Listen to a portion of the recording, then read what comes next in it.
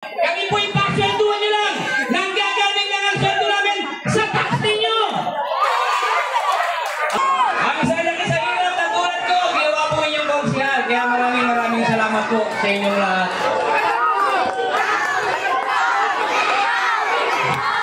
Yung mga ano kayo na to, kayo maingay, bahala pa tayo.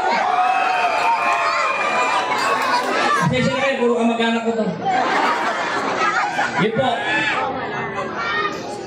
Sino po sa inyo ang nakaranas na lumapit sa mga konsihal, lalo na panahon ng walang eleksyon, at ang sabi sa inyo nung pagpunta mo sa opisina nila, ang sabi ay, balikan mo na lang. Meron? Meron. Alright. At pagbalik mo, ang sabi sa iyo, walang pondo, balikan mo na lang. Sa ikatlo, wala si konsihal, balikan mo na lang. Sa ika-apat, sinuwerte ka, binigyan ka 100. Pamadyak pa lang, ulat ka na. Pero nung binigyan niyo kong pagkakataon, naka-short, naka-jealous na ako, pagpunta mo sa opisina ko, bukas, ihahatid sa bahay ninyo.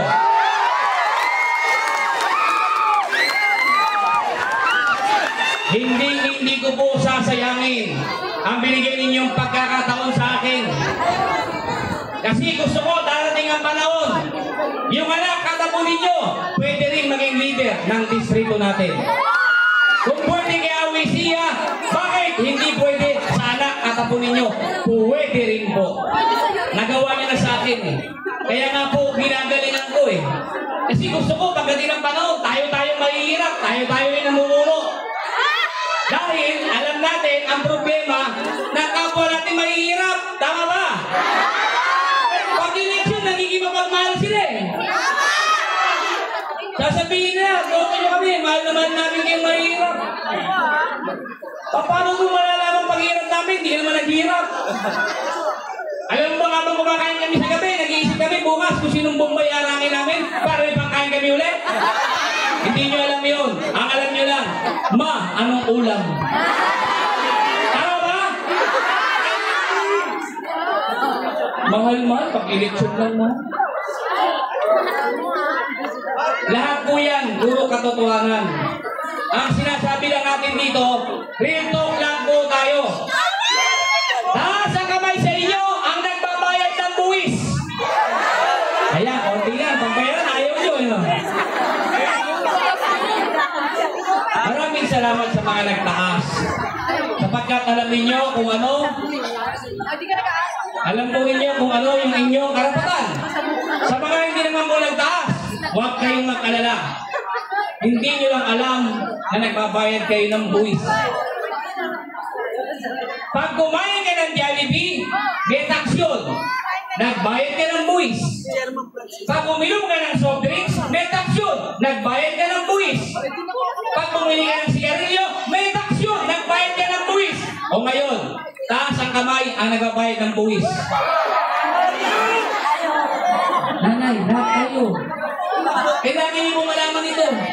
Kailangan malaman ng bawat isa sa atin na tayo ay nagbabayad ng buwis. Alam niyo kung bakit? Dahil lahat ng mga politiko ngayon nagiging makapalang mukha. Lahat sila nagiging makapalang mukha. Alam niyo kung bakit? Dahil hindi natin alam ang karapatan natin. Lahat ng ginagastos ng politiko ay galing sa pera ninyo. Galing sa tax ng bayan. Tama ba? Kailangan niyong malaman yan. Ultimo kami na pinipili ninyo. Kami po ipasweldohan nyo lang. Nanggagaling lang ang sweldo namin sa tax ninyo. Ako sumakaharte sila, yabang-yabang. Kaya nga po, ako po'y umaapila sa mga nagtatrabaho rito na walang magawa pag kinakaltas yung tax nila. Sa mga nagbabayad ng milyar na wala kang magawa, kailangan magbayad ng tax. Umaapila ako sa inyo. Kasi ang yayabang ng mga politiko, pag nagpagawa, inaangkin nila, pera nyo yun. Tama ba? Kayo yung pera ginamit niya? Pera ninyo. Ano bang pagawain bayan na pinagawa ng mga politiko Yung po'y galing sa tax ninyo. Pera ninyo. Tapos i-decline nila. Sa dami raw ng ginawa, di yan dapat nabanan. Wow! Ating ka, Brad! Pera ng taong bayan niya, Brad! Saan kayo nakakita? Inaabot ko kayo ngayon. Meron kayo cellphone. May Facebook kayo. Pumunta kayo sa marketplace. Tignan ninyo kung magkano ang halaga ng isang container van na ginagawang barangay. Tignan ninyo. Tignan ninyo. Wala pang 200,000 ang halaga. Pero i-proyekto nila 4.8. Sarap na sarap na, brad. Porque hindi mo pera yan. Tirang-tira ka. Ayaw mo na magtira sa akin. Tinira mo na lahat. Ang laki ng kinita mo. Gusto mo may utang alam pa kami sa'yo? Hiyang-hira naman kami sa'yo.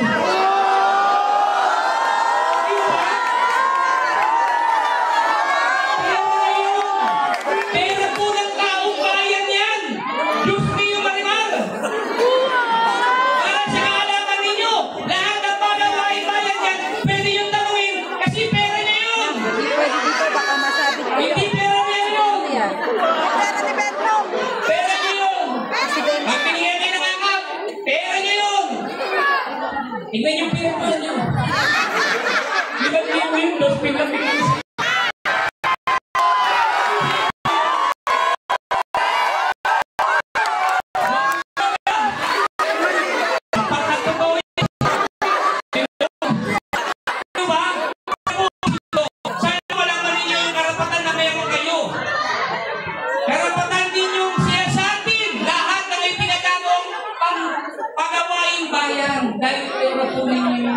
Kung overprice po sila, na-imbis na yung overprice sila, nailagay ito po sa ibang programa ang kapakinabangan ninyo.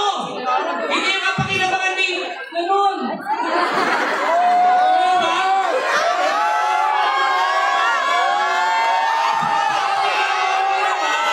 Hindi na dapat nilalabanan. Baka sa dami ng kinita mo, tama ka na dyan.